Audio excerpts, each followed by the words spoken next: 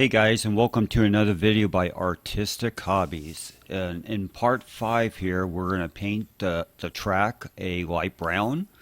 We're going to be using a Rust-Oleum product shown here.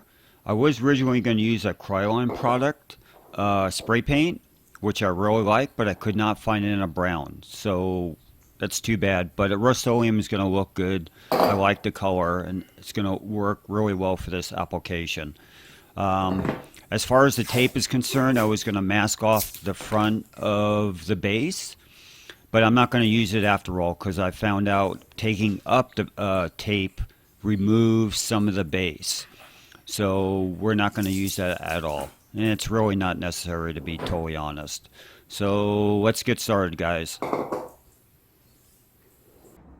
So guys, I highly recommend spraying any kind of enamel paints outside for good ventilation, because this stuff really stinks, guys.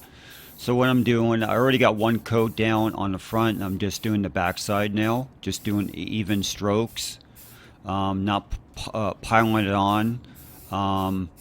Today ended up being a very warm day, so it's drying very quickly. I think it was almost 80 degrees outside. So, like I said, just take your time, do even strokes, and it'll turn out really nice for you guys.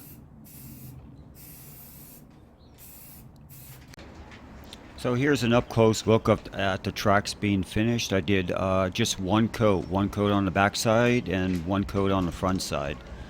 And you can see what it looks like here, guys. So here's another up-close look at the tracks finished from being painted. As you can see, I'm pretty happy with the color. It looks really good. So in video number 6, I'm going to show you guys how I installed LED lights in my cabinets.